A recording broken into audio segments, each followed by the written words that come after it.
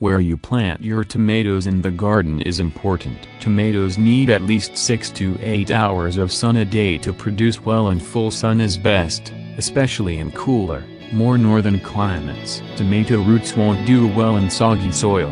A sunny, well-drained part of your garden is best. Best soil for tomatoes. Tomatoes like their soil's pH around 6.0 to 6.8. Briefly, pH is a measure of soil acidity or alkalinity. On the pH scale, 7.0 is neutral, so the range which tomatoes prefer is slightly on the acid side. By the way, that's the pH range at which most vegetables grow best. You should check the pH level in your garden every 3 to 5 years. You can test it with an inexpensive kit from the garden center, or your local cooperative extension service may offer an inexpensive testing service. If your soil pH is too low to acid, you'll need to add lime to the soil to bring the pH back into the proper range.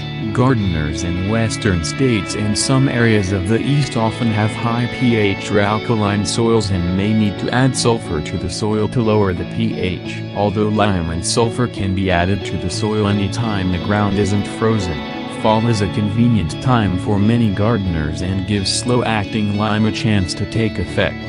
Get recommendations from the extension service on how much lime or sulfur to apply based on your soil test report. Making better soil. No matter what kind of soil you have in your garden, you can shape it into a great home for your tomatoes with a little work. Both light, sandy soils that drain too rapidly and heavy, clay soils that take forever to drain and warm up in spring can be improved with the addition of organic matter, leaves, compost, grass clippings, garden residues, or easy-to-grow cover crops such as buckwheat, cowpeas, or annual ryegrass.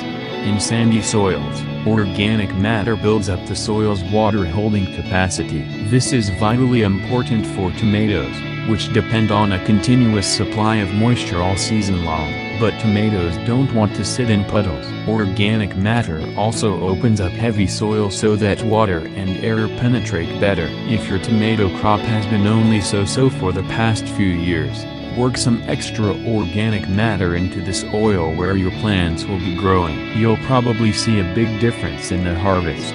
Before transplanting tomatoes, it's a good idea to work the soil until it's loose to a depth of 6 to 8 inches. You can do the work with a tiller or a garden fork.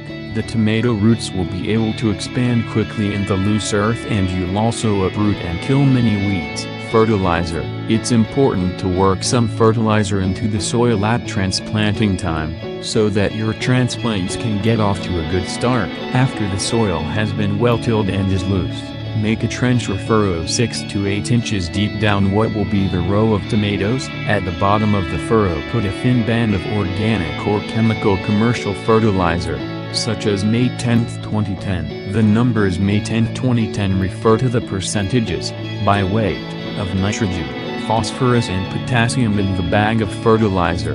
They'll always be listed in that order. 2. NPK. Another method is to put down a deeper band of dehydrated animal manure, compost or rotted leaves. You can use both methods for a quick start and strong finish for your tomatoes. Then, no matter which method you've chosen, cover all this fertilizer with 2 or 3 inches of soil. If your transplant's roots or stems come in direct contact with the fertilizer, the salts in the fertilizer can draw moisture from them, which is harmful. If the fertilizer is deep underneath the plant, the roots will grow to it and absorb the nutrients gradually. After covering the fertilizer, it's just a matter of transplanting the tomatoes into the 3 to 4 inch deep furrow.